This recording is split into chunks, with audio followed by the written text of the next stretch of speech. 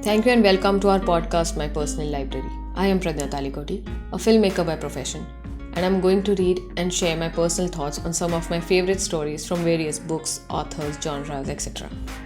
And a small disclaimer: rights of these stories are with the respective publishers or authors. This podcast is produced by Pixels Unlimited and narrated by me, that is Pradnya Talikoti. Today I'm going to read short story written by O. Henry, Hearts and Hands. William Sidney Porter, better known by his pen name O. Henry, was an American short story writer. Henry was a master of surprise endings who wrote about the life of ordinary people in New York City. A twist of plot, which turns on an ironic or coincidental circumstance, is typical of O. Henry's stories. Some of O. Henry's works include The Gift of Maggie, The Duplicity of Hargreaves, and Ransom of Red Chief. His legacy includes the O. Henry Award, an annual prize awarded to outstanding short stories. Hearts and Hands. At Denver, there was influx of passengers into the coaches on the eastbound B&M Express.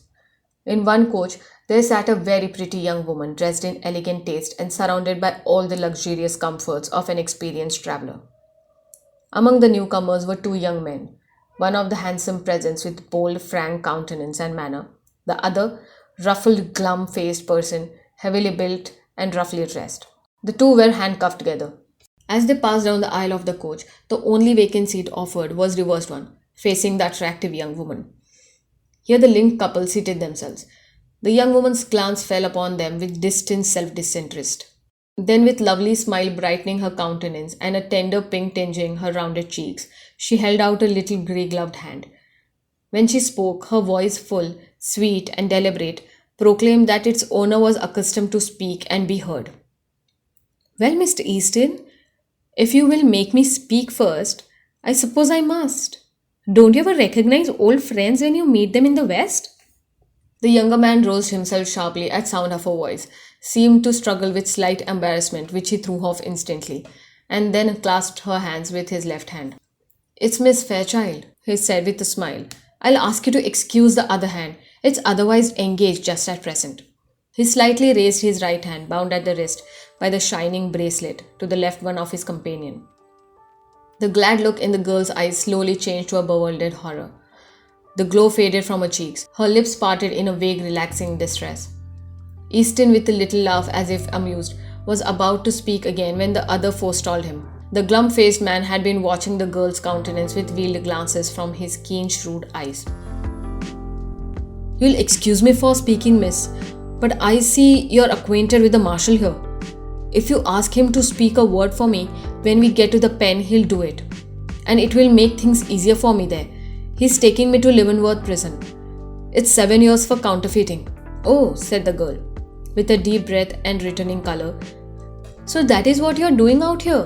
A marshal?" "My dear Miss Fairchild," said Easton calmly, "I had to do something. Money has a way of taking wings unto itself.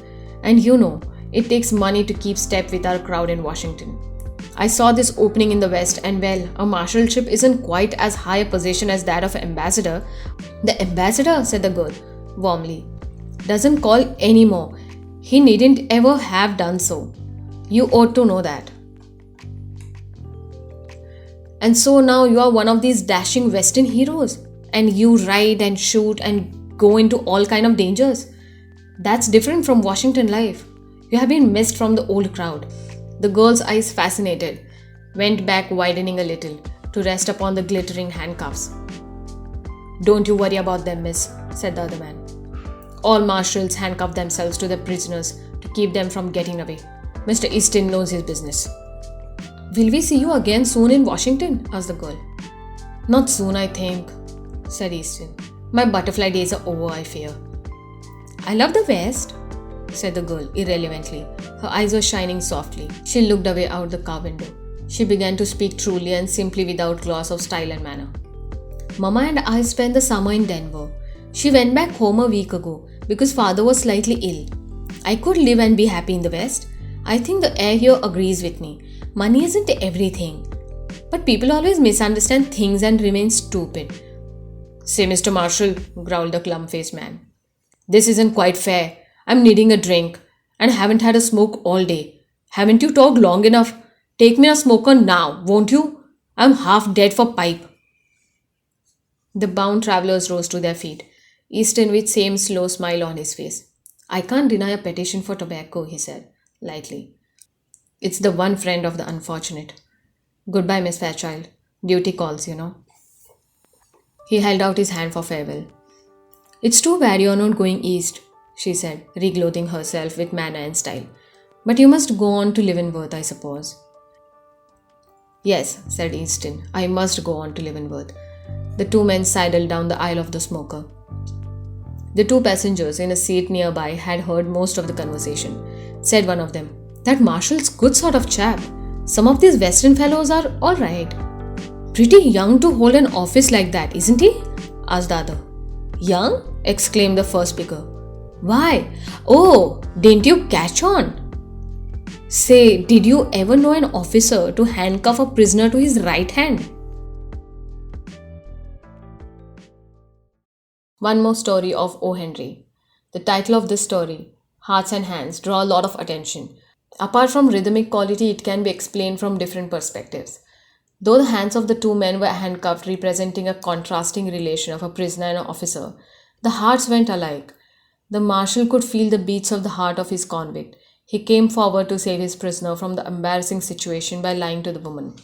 Although his hands were forced to do the duty of punishing a convict, his heart made him feel pity for Mr. Easton. This story reminds us the old lesson that appearances can be deceptive. Until the last line of the story, who would have thought that Mr. Easton is not the marshal but the criminal? This twist in the end not only makes the story interesting and likable but also delivers the message that things should not always be taken at the face value. Hope you like the story written by famous writer O. Henry, Hearts and Hands. I am Pradnya Tarikoti. You are listening to My Personal Library, the podcast.